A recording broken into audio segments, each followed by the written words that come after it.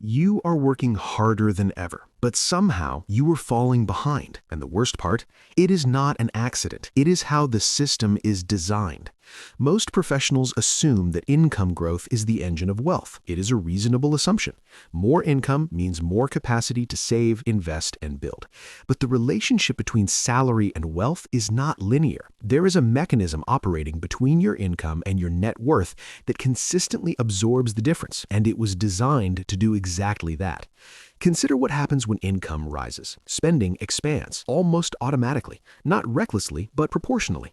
A better apartment, a newer vehicle, a mortgage on a property that reflects your professional status.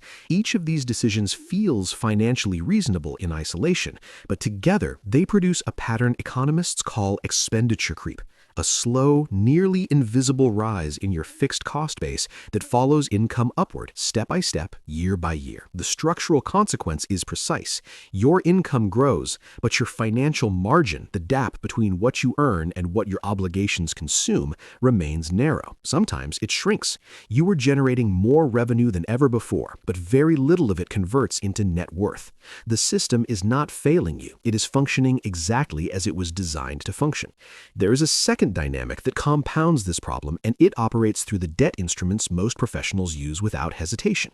A mortgage, a car loan, a revolving credit balance. These are not simply financial tools. They are structured cash flow redirects. A significant portion of every paycheck is committed in advance to institutions that extended credit. What remains is called disposable income, a term that reveals something important about its intended function.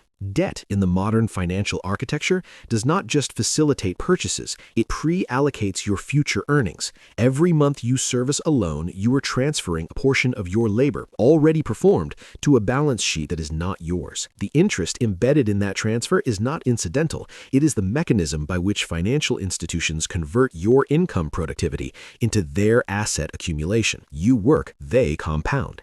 The third dynamic is the most overlooked because it is invisible to standard financial literacy.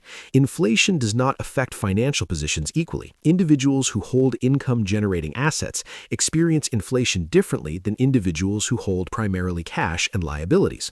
When asset prices rise, equities, real estate, productive capital, those who hold them accumulate value without additional labor. Those who do not hold them must work harder simply to maintain their current standard of living. The result is a compounding divergence in financial position, driven not by effort or discipline, but by the structure of what each person owns. This is the structural reality that most financial education does not address. The system does not reward income uniformly. It rewards positioning, specifically the positioning of capital inside assets that appreciate faster than the cost of living rises. Financially sophisticated individuals do not simply earn more. They restructure the relationship between their income, their obligations, and their asset base. They reduce the percentage of income pre-allocated to debt service. They distinguish between liabilities that increase in cost over time and assets that generate returns independent of their labor. And critically, they resist the professional instinct to equate spending capacity with financial progress, because spending capacity is a function of income, while financial progress is a function of net worth velocity.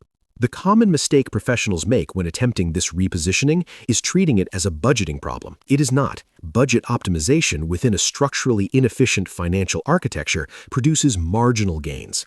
The shift that matters is architectural, reconsidering which financial instruments receive the first allocation of income, before obligations, before lifestyle, before the system has already claimed its share.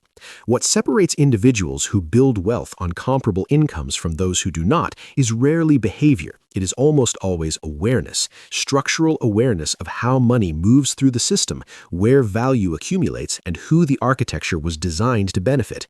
If you've been moving in the right direction but gaining very little ground, the question worth asking is not whether you were working hard enough. The question is whether the structure you are working within was ever designed to move you forward.